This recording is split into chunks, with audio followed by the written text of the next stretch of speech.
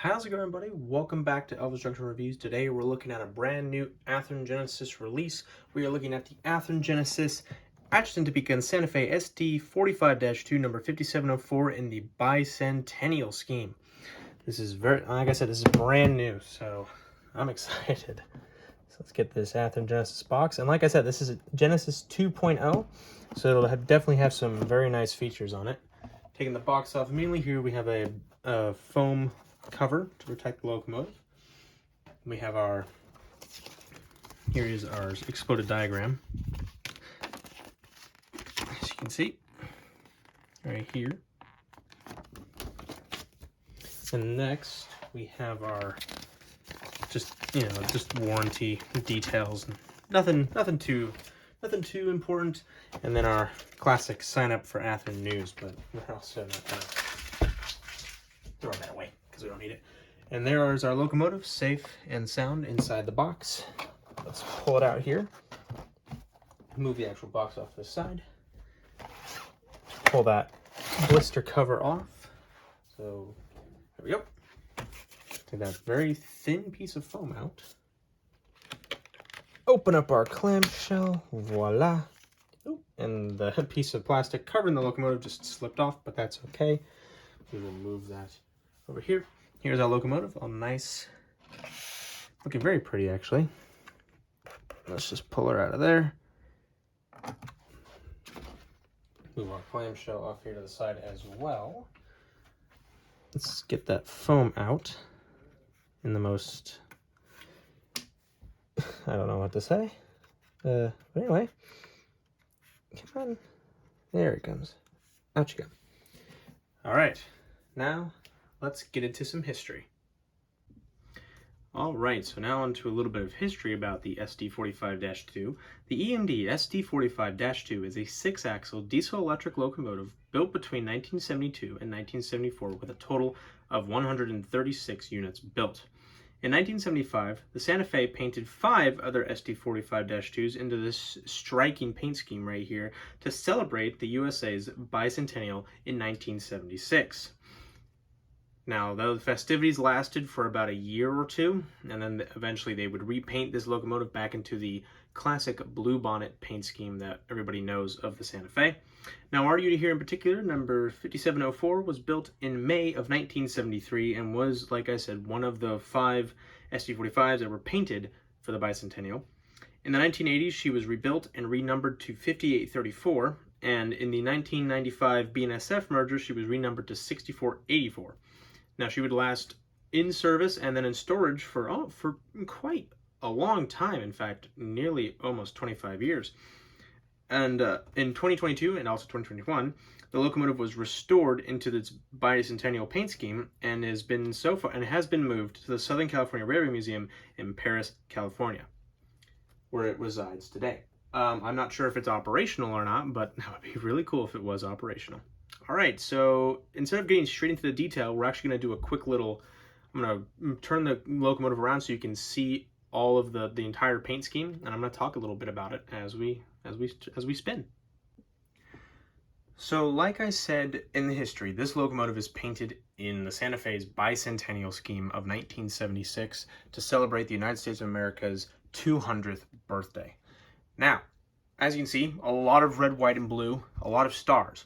This locomotive is supposed to be as patriotic can get for a railroad, apart from American Freedom Train, but that's another story. But anyway, as you can see, it's basically when you look at it, the front is just a Santa Fe blue bonnet scheme, but with different colors, and also the incorporation of these plaques on either side of the locomotive here, and that is the presidential plaque.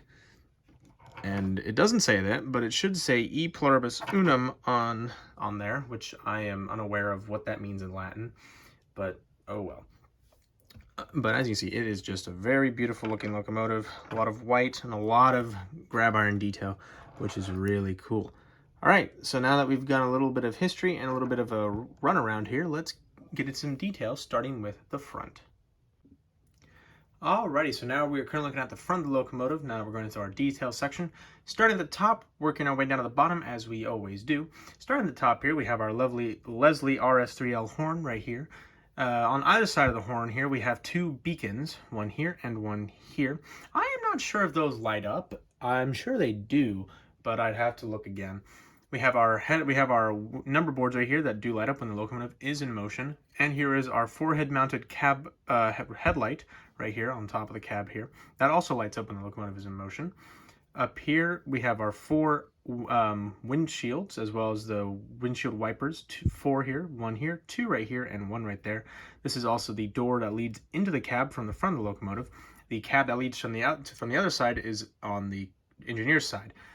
Here we have a white grab iron. Right here is the sand filling hatch, and there's another sand filling hatch right here. I'm pretty sure that's what that is, but I do have to give it a closer look, and I'm sure somebody will correct me in the future. I apologize about that noise. Moving on to the nose of the locomotive here, we have two class lights. Those do not light up when the locomotive is in motion. And here is the classic Santa Fe logo. We have two grab irons right here that are also painted white, one right there and one right there. Here's another white colored grab iron right here. Here's our grab irons, as you can see, on the front of the locomotive, and they are quite tall, actually. I'm very surprised about that. And here is our walkway grab right here, traversing the width of the locomotive. And here is our walkway light. I'm pretty sure that also does not light up. Here is our blue anti-climber, and we can see our details here for the pilot of the locomotive.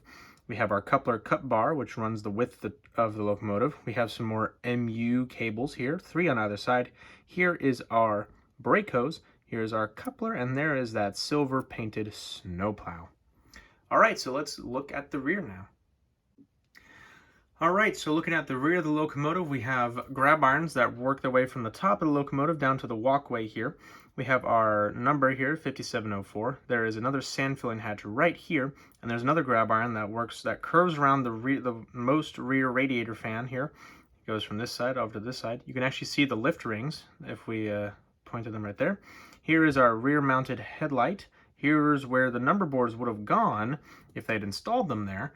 And here are more class lights. Now, I believe those are actually marked out, or they've been covered, so they aren't actually used.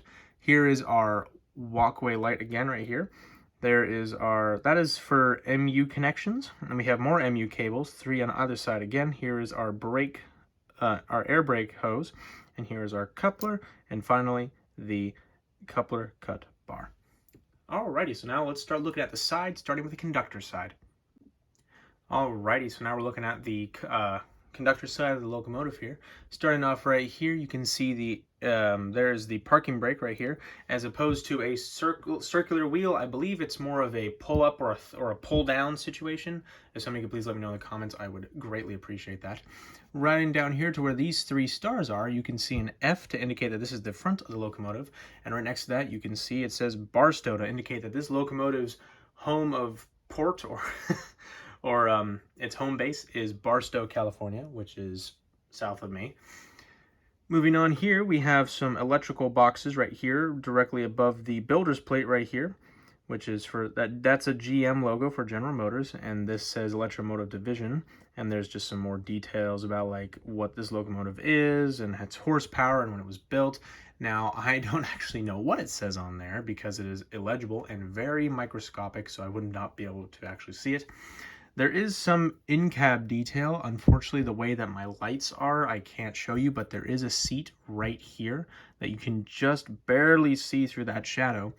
Does this move? Oh, they do. Yes, they do. Let's see if I can... unfortunately, no, you're not going to be able to. Here's that beacon that I did mention, or strobe lights right here. Here is our sunshade, and this is right here is the rearview mirror. Here's our number, 5704, in that lovely white scheme with the blue here. There are some more stars as we move a little bit forward so you guys can really see that plaque there, the presidential plaque of the United States of America, E Pluribus Unum, is what it should say on that plaque, but oh well. Anyway, right here is our bell here, painted in this lovely silver. As we move the locomotive forward this way, we can see the dynamic brake fan area right here. And then we have this is the dust blower right here, or the blower, excuse me. We have some more grills right here. There's some illegible writing right here, and that says danger 600 volts. That's a lot of voltage, and I would not want to be electrocuted by a locomotive of this size and this power. Here is our fuel tank, which is massive. We have some lovely details right here and right here. Here is our air tank reservoir right above the fuel tank. Moving along here, we have the lovely blue and red stripes. As we move on to our rear pilot, you can just see how much detail went into these pilots, and I really love it. Like, look at that, it says EMD right there, and here are the brake cylinders right there, and you can see this is separately applied. This is a separately applied wire, which is really cool. I really think that's really great. And if we look on the other side of the locomotive, hey, look, there's the front again. Oh, come on, don't fight me. It's pretty much the same thing, minus well, all the other. Minus that brake wheel that was on the other side. As we just pull it forward this way, okay. As you can see, it is pretty much the same on the other side. Oh, and I just remembered, there's a little window there on this panel to look at, I'm assuming, some gauges that are on the engine or the extra bits. All right, so now let us get into some roof detail. Okie dokie, so now we're looking at the roof of the locomotive, and you can see those strobe lights once again that I didn't mention right there. Here is our Leslie RS3L horn. Let's see if I can focus. There we go. This is an AC unit right here for air conditioning because it is hot in Southern California. Originally, I thought that these wires were for another purpose, but somebody, a lovely person, in my review of the SD40-2 of Santa Fe, indicated they told me that these cables are wire conduits, and that the little antenna that was on the SD40 was for EOT communication. Here is our dust collector right here, and as we move the locomotive forward this way, here's our exhaust. Here are the lovely dynamic brake fans right here, and if I lift the locomotive this way, you can actually see the fans, which is really cool. Right here is, I don't really know what this is. If somebody could please tell me what this is, I would deeply and I'd really appreciate it so I can do better in my reviews. And here are the engine radiator fans, as well as the rear sand filler hatch and that rounded grab iron that I mentioned earlier. All right. Oh yeah, and one more thing, more lift rings. Okay, so now let's get into my final thoughts of this locomotive. So, this locomotive is absolutely beautiful.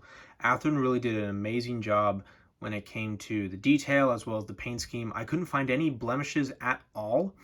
I have a couple of gripes with it though. First of all, the plaque restricts the turning radius of the front bogie here, which is a bit of a shame.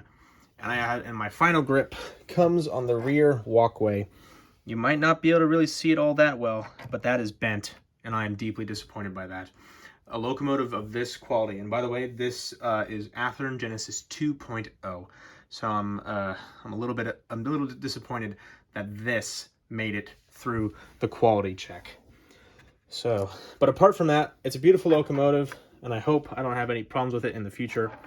And I recommend you guys get this. These are going to be obviously very, very sought out from the big Santa Fe fans and those who are big Southern California fans, because this is going to be with them for a very, very long time. But anyway, if you enjoyed, please hit that like button and also subscribe if you have not. And hit the notification bell to know when I upload. I upload on Mondays and Fridays at 9 a.m. Pacific Standard Time. So check in on those days and at those times to see what I review next. But anyway, thank you very much for watching, and I'll see you guys in the next video. Bye for now.